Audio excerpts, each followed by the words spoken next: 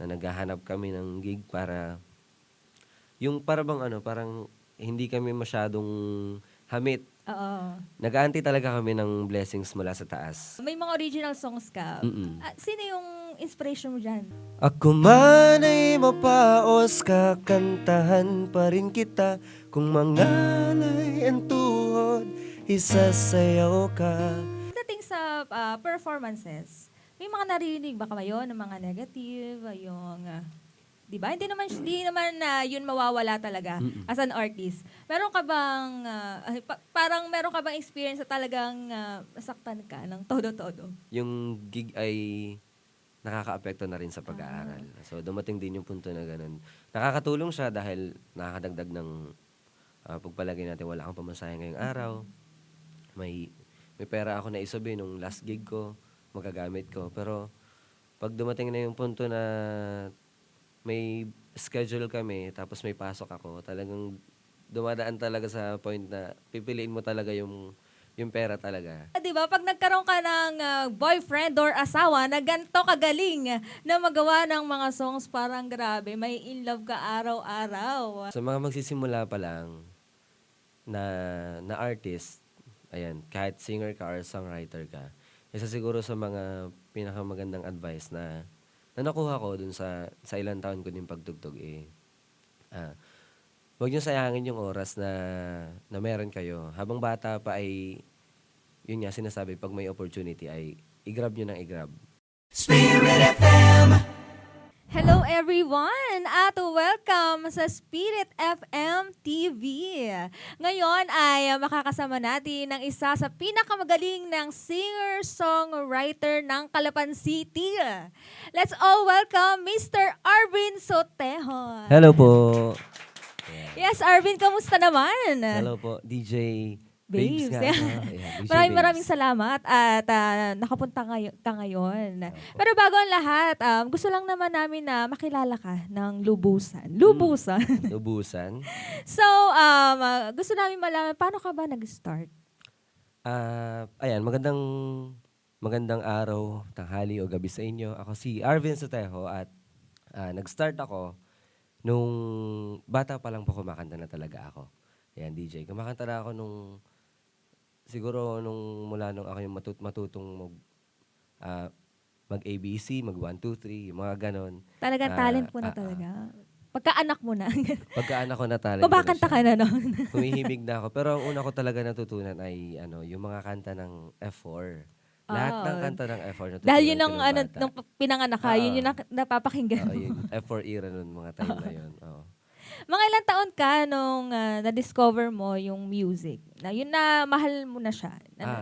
Oo. Nung minahal ko yung music, siguro simula nung elementary pa lang ako. Kahit grade 1, kasi actually kindergarten pa pala. Kasi po, nung kindergarten pa ako, pinag-intermission na ako nun, simulat sa pool, nung mga teacher namin. Sa school, Sa no? school.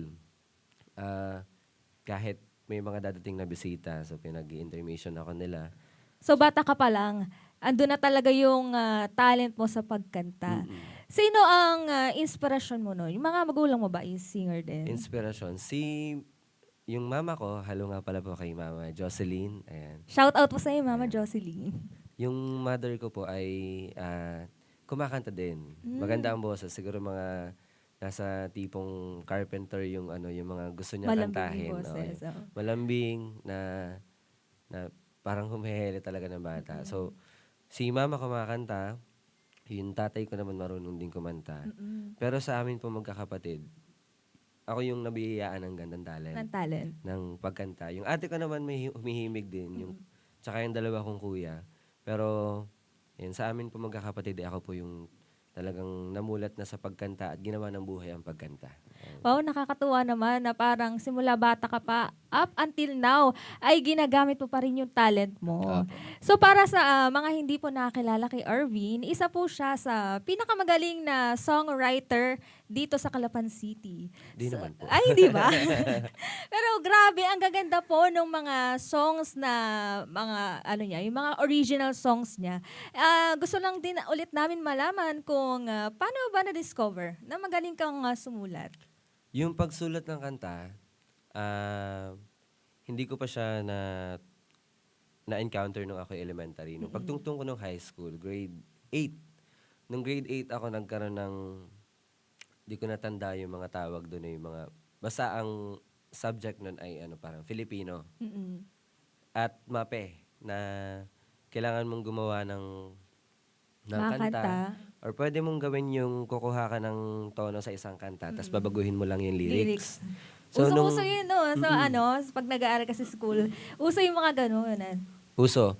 Tapos nung time na yon na sinabi ng teacher namin na gumawa kayo ng kanta, pwede kayong humanap ng kanta na may tono. Mm-mm. Tapos, baguhin niyo yung lyrics. So, yung naisip ko, hindi ako fan nung ganun dati. Siguro hindi na pumasok sa isip ko na humanap ng kanta. Ang ginawa ko talaga, nag-impromptu ako sa sarili ko lang habang may hawak akong gitara. Tapos doon ko na-discover na, marunong palang gumawa ng kanta. Tapos nung time na yon, simula nung time na yun ay nag-impromptu na ako. Yung kahit bigyan lang ako nila ng isang topic or title ng kanta. Kaya mo ko na siya. makagawa ng kanta na kahit hindi ko isulat, sa utak lang, kaya siya. Pero hindi naman siya yung sobrang Pulido. pulidong-pulido, pero nandun yung thought na Yung title, composition, oo. nandun yung composition. Ang hirap kasi na kahit ako siguro hindi ko kaya yun ng biglaan, yung mga impromptu na ganyan. Kaya yung mga katulad mo na may talent ay grabe, saludo kami sa inyo. Kaya pwede bang makarinig kami ng kahit konting sample ng iyong mga original songs? Ito po ay, ang tawag ko dito ay Pahinga, nasa Spotify na rin. Ayan, sa mga gustong makinig, pwede nyo i-stream. Tapos wag nyo na i-unstream ha.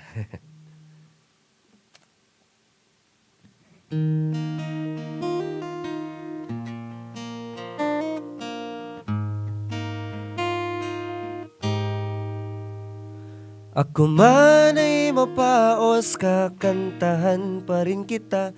Kung mangalay ang tuhod, isasayaw ka.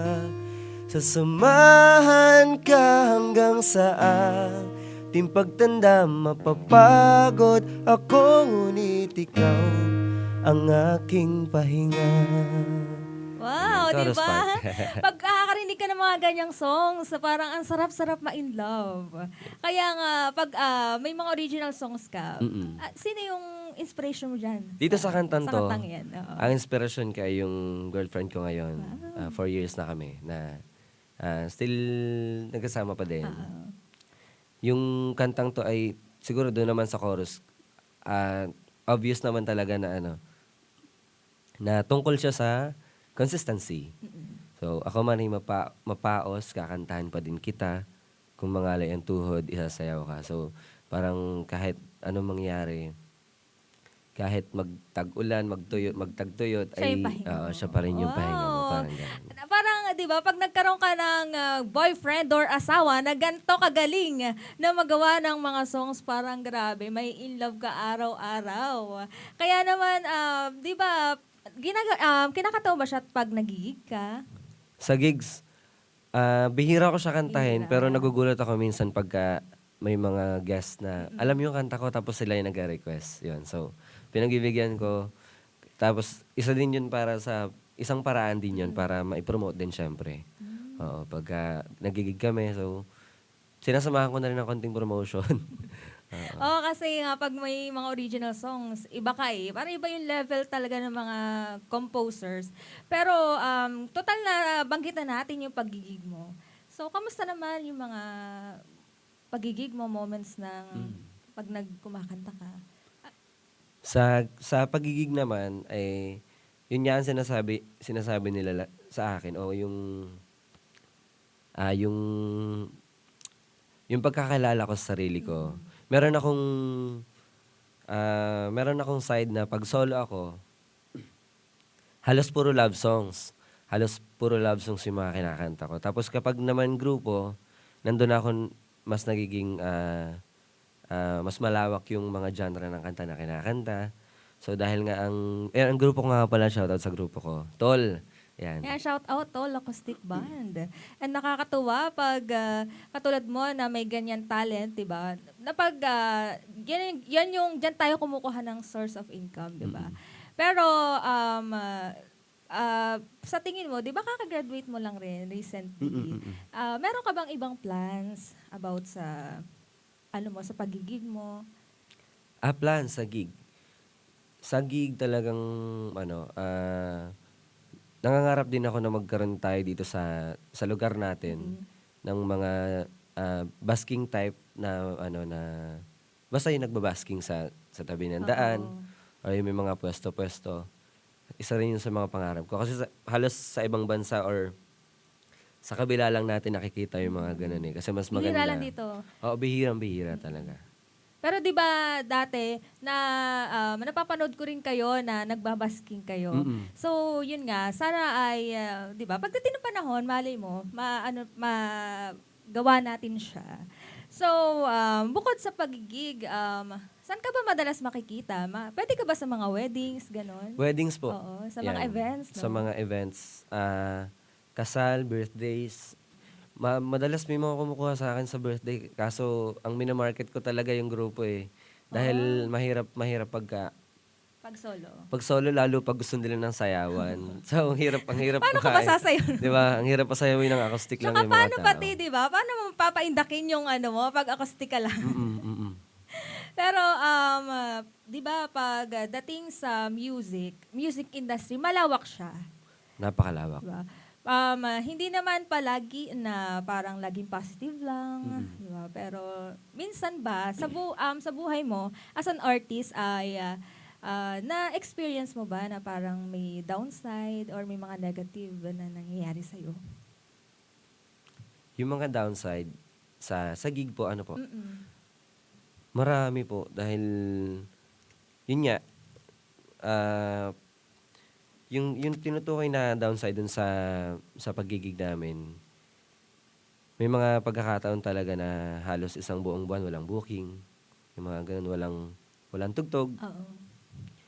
Pero ang kagandahan doon sa grupo namin, ni isa sa amin ay walang nagrereklamo or hindi kami yung tipo ng grupo na naghahanap kami ng gig para yung para bang ano, parang hindi kami masyadong hamit. Oo. Nag-aantay talaga kami ng blessings mula sa taas. Kung ano yung ibigay sa amin, yung Pinagpe-pray tinatanggap niyo pa rin namin. talaga kay Lord. Yung lahat Yes. ng blessings na nangyayari sa'yo. And, pero pagdating sa performances, may mga naririnig ba kayo ng mga negative, yung, di ba? Hindi naman yun mawawala talaga Mm. as an artist. Meron ka bang, parang meron ka bang experience na talagang nasaktan ka ng todo-todo? Meron. Mm-mm. Meron. Di ko na lang para banggitin. Oo. Pero may time na ganun. Siguro mga, ano, di ko tanda kung anong year yun eh. Sige, para mga 2023. Na may gig kami noon, tapos may nire-request itong si customer, itong si Oo. guest. Ngayon, si guest ay pakakantahin daw hindi ko alam kung pamangkin or pinsan niya. Oo. So, pinalapit sa amin. So, hindi ko alam yung kanta. Ngayon, nung tinatry ko na siyang kuhain, kinakapa ako sa gitara. Di ba gano'n naman ang tao, pagka medyo Di napapaisip familiar, ka, pag di familiar sa'yo, medyo napapakunot yung noo mo na parang tipong, dahil nga nag-iisip Oo, ka. parang kinakabahan ka, di ba? Mga hindi mo ma-reach yung ano nila. Tapos ang sabi sa akin, galit daw ako. Galit daw ako, as in, naka-mic pa. Talaga ba? Ayoko na sa Grabe. ano nyo, ayoko na sa gitarista nyo. Ano, galit naman, ayaw tugtugin yung ano, yung nire-request, ganyan, ganito. Sabi niyang ganon. E di ako naman, talagang nilaban ko na hindi po ako galit. Oo. Talagang mahirap yung kanta na ano niya, kaya nagpo-focus po ako na makuha para matugtog para sa inyo. So yun yung kahit hindi siya ganun kasakit na salita, pero Yung impact naman. yung impact talaga, oo. Kasi 'di ba naka-mic pa siya. So Naka-mic marinig talaga talaga. ng mga tao. So pag mga ganong sitwasyon, paano niyo na-handle? Paano niyo na Pinapalipas namin siya. Mm. So, nung time na yun, hindi ko na inintindi yun. Tuloy lang kami sa pagtugtog. Tapos ang ginawa na lang namin, mas tumugtog kami ng mas masasayang kanta para Matakpan lang.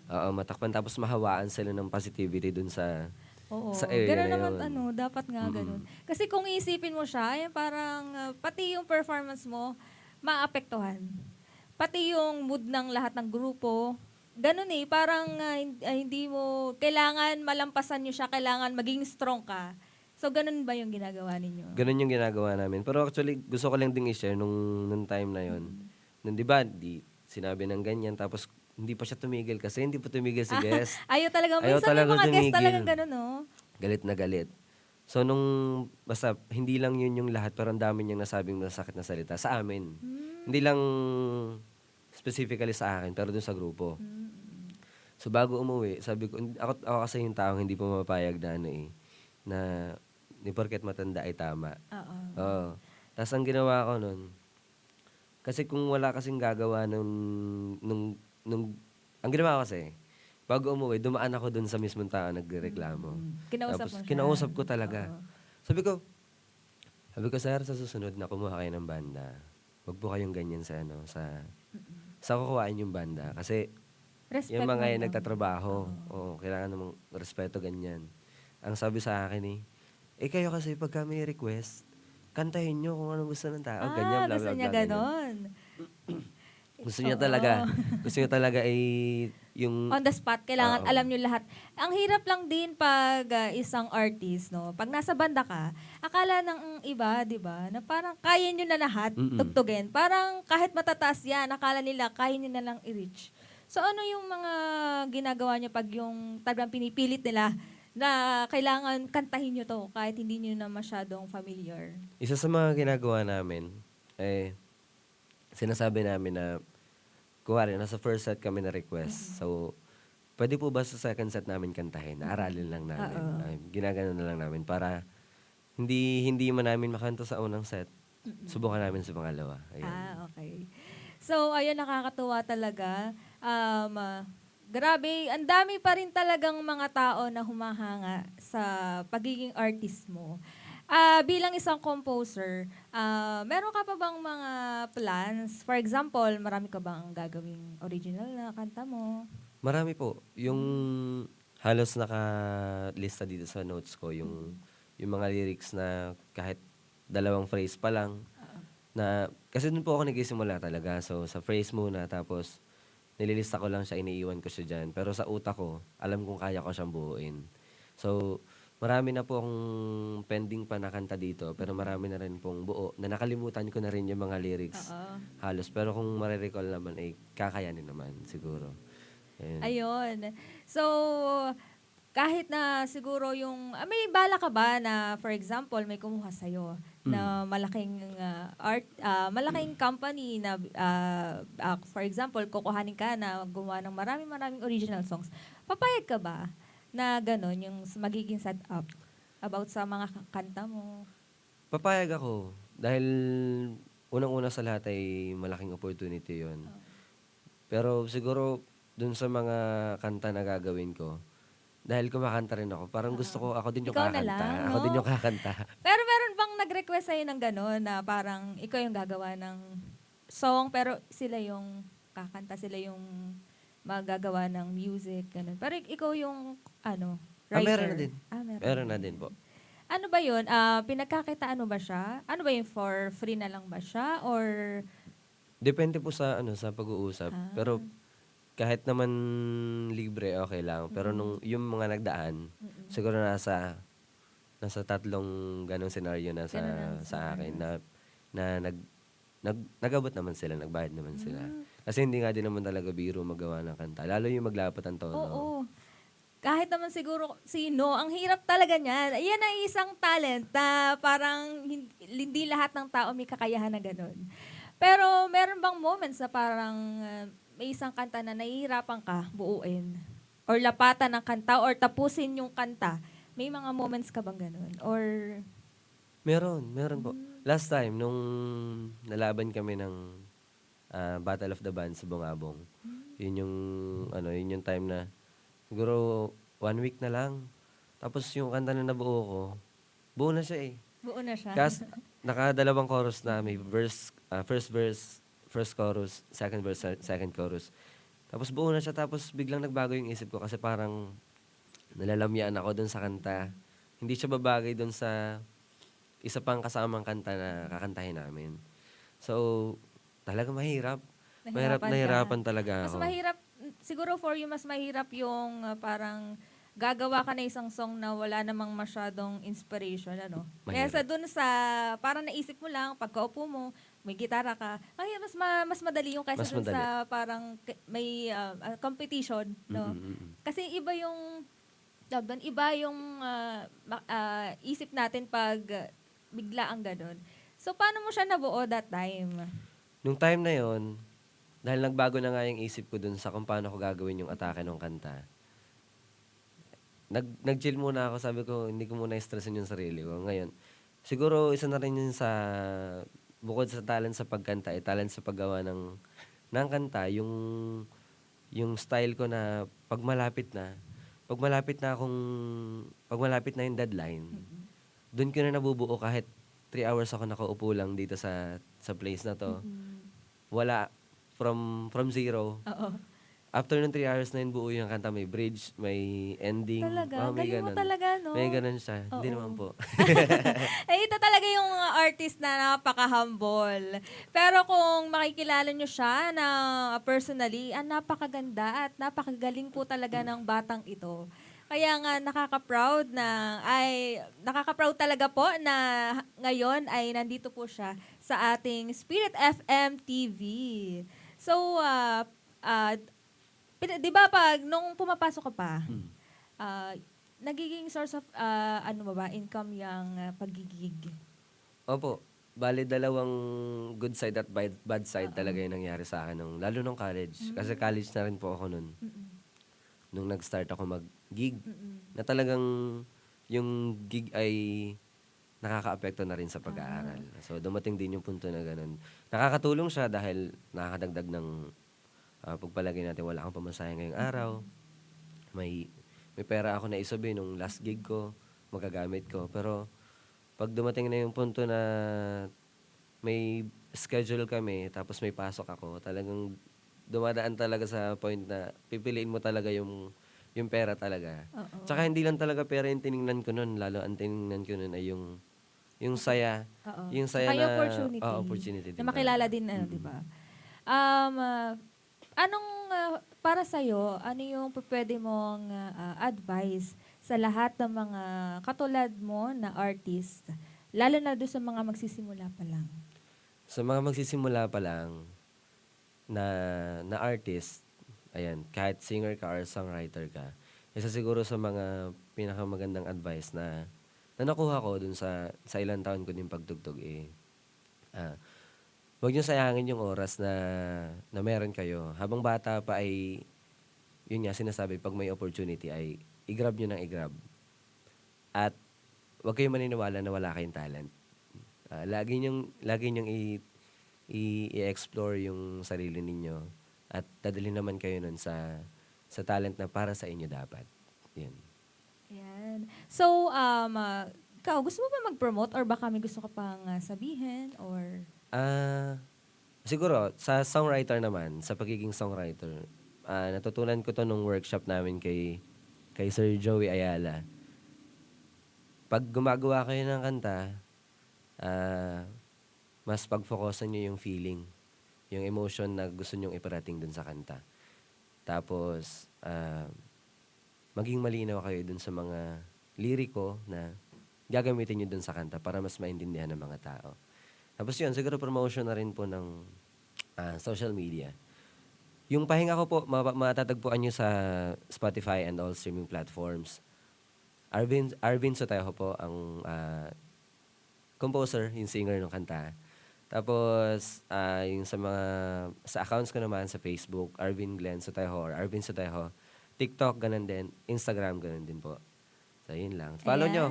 Ayan, follow nyo po si Mr. Arvin Sotejo. Search nyo lang sa lahat ng social media platforms. Ayan, so magandang talakayan natin today. And maraming salamat sa lahat ng mga advices at sa lahat ng mga kwento mo na may papabaon mo sa lahat ng makikinig. Once again, this is your DJ Babes and this is Spirit FM TV. Tara, usap tayo. Maraming salamat.